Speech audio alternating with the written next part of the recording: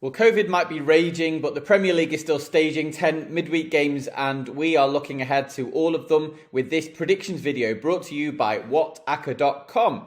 If you've never visited our website before, we recommend you do so straight away. You can get signed up and get free tips emailed to you virtually every day, and you'll see accumulator information, you'll see information about price boosts, free bets, lots of great stuff that's going to hopefully help you get the edge over the bookies. Our WhatAcca tips have been going for several years now, and it's well worth signing up, especially at this busy time of the football season. I say busy time, hopefully a lot of these matches will still continue given the situation with the latest variant of the pandemic, but let's work on the assumption that all the games are going ahead. They've all been priced up, and let's kick off with Brentford versus Manchester United. Now, this is a pertinent one with regard to COVID because we believe, or we have heard, that the Manchester United team have a number of players who are unlikely to make this game because of the pandemic and people and the players that have it. Bearing this in mind, and given how relatively modest their performance was at Carrow Road, we're going to go for Brentford or the draw in this match.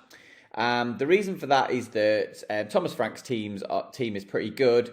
They came from behind to beat Watford, so they're in a comfortable mid-table position after that Friday night victory. They had 5 shots on target in that game, 63% possession. We think Ivan Toney might make it back if he's served out his quarantine time as well, and that will offer a real threat against a United team who are reliant on David De Gea to help them to 3 points against effectively the worst team in the Premier League. So United can certainly be opposed at this point in time. Ralf Rangnick hasn't been able to wave a magic wand just yet and bring about a real improvement in performances despite the defensive solidity. Brentford or the draw for this one.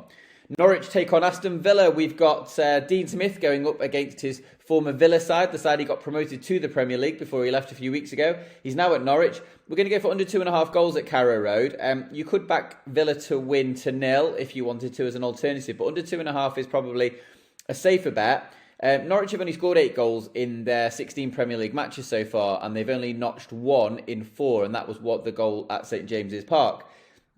Villa are defensively strong. They illustrated that at Anfield, and it was only a penalty that separated them and Liverpool in the end. Tyrone Mings and Ezra Konsa are excellent in front of Emi Martinez. They are just looking very solid all of a sudden under Steven Gerrard, who did the same thing when he took over at Rangers. They will offer his goal-scoring threat through Ollie Watkins and the 2 central defenders, moreover, but we think under 2.5 goals, probably the safest play.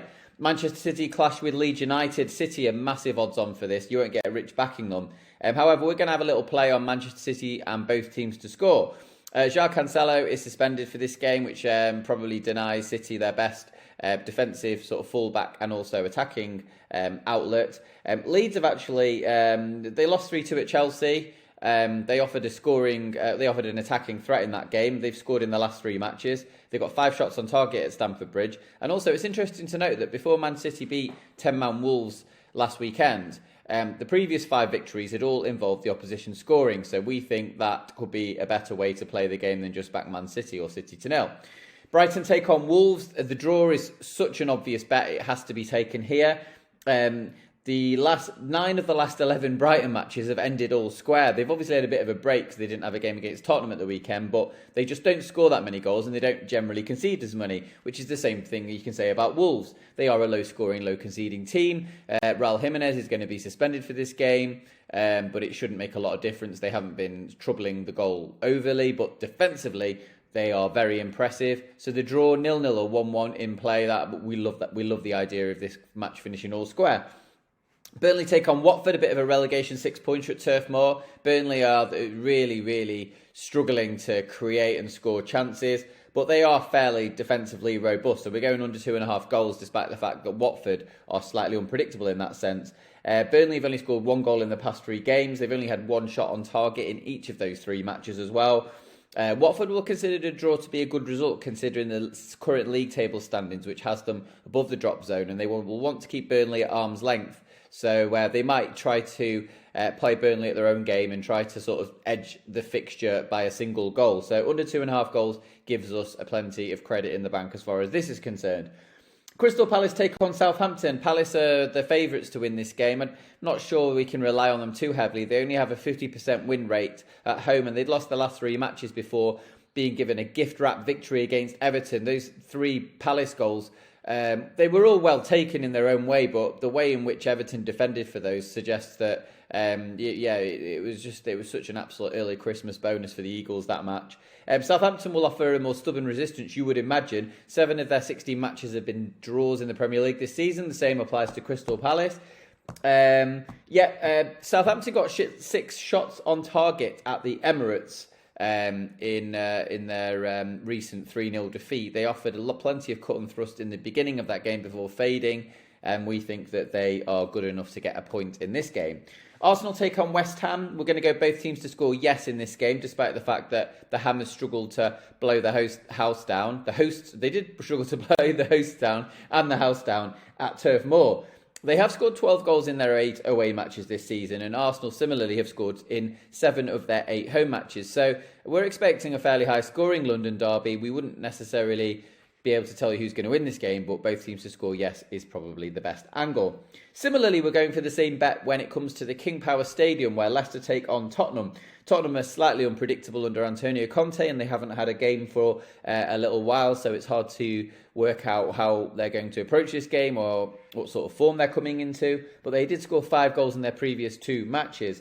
James Maddison's been on fire for Leicester City. They obviously had that 4-0 win over Newcastle. They've generally been reliable as far as scoring goals is concerned, and certainly they've also been reliable in terms of defensive profligacy. But they actually kept a clean sheet against Newcastle, but I don't think that will necessarily happen when they take on Spurs. 2 more matches to cover. We've got the same bet written down for both of these games, and you could probably put them together in a double and cheer them on. They're happening on the same evening. Chelsea take on Everton. Rafa Benitez is massive odds on the sack race market. It might be his final game. It might be that he just carries on indefinitely until the Everton owners sort of try to work out a plan B, if there is to be one. Chelsea -2 here, I think, is a decent play.